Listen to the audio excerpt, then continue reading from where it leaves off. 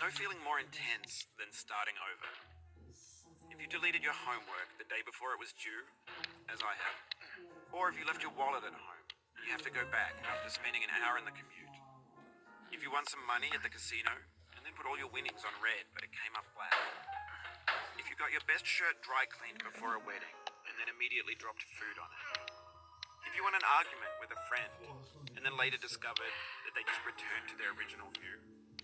Starting over is harder than starting up. If you're not ready for that, like if you've already had a bad day, then what you're about to go through might be too much. Feel free to go away and come back. I'll be here. Alright, thanks for coming with me on this trip. I'll understand if you have to take a break at any point. Just find a safe place to stop and quit the game. Don't worry, I'll save your progress, always, even your mistakes.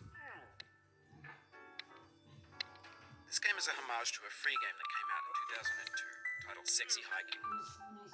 The author of that game is Jazuo, a mysterious Czech designer who was known at the time as the father of B games. And B games are rough assemblages of found objects. Designers slap them together very quickly and freely, and they're often too rough and unfriendly to gain much of a following.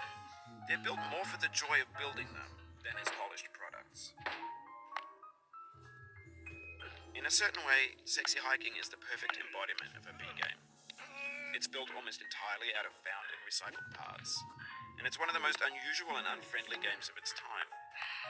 In it, your task is simply to drag yourself up a mountain with a hammer. That act of climbing, in the digital world or in real life, has certain essential properties that give the game its flavor.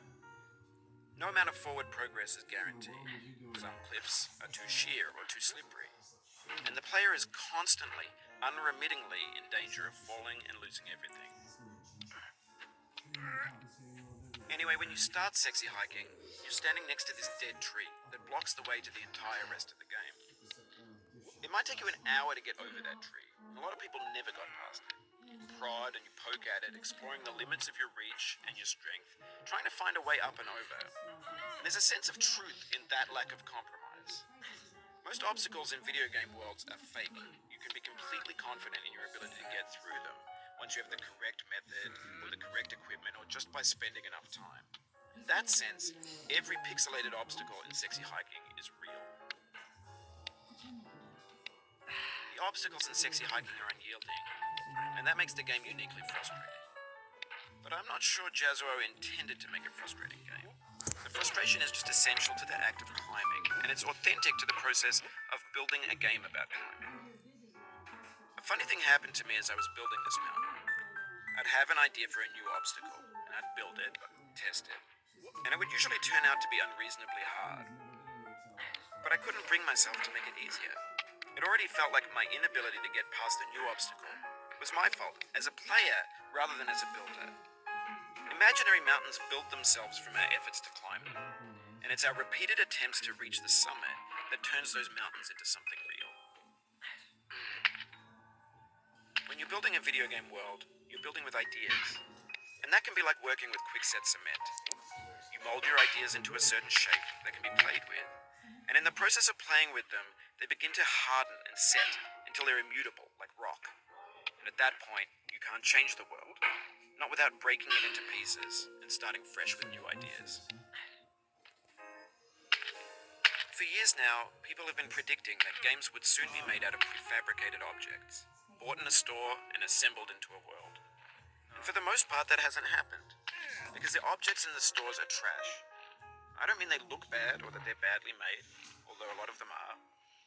I mean they're trash in the way that food becomes trash as soon as you put it in the sink. Things are made to be consumed and used in a certain context, and once the moment is gone, they transform into garbage. In the context of technology, those moments pass by in seconds. Over time, we've poured more and more refuse into this vast digital landfill that we call the internet.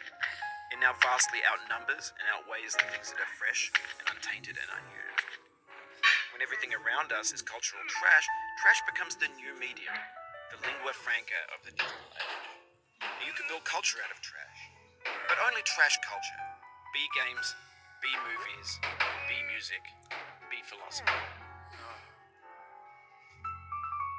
Maybe this is what digital culture is. A monstrous mountain of trash, the ash heap of creativity's fountain.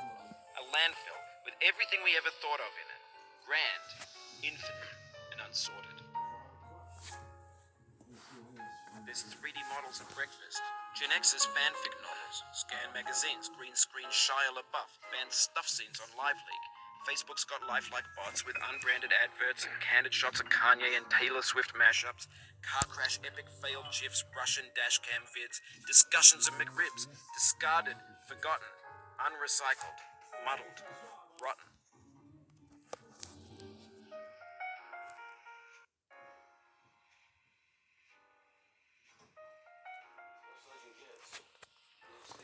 We did it.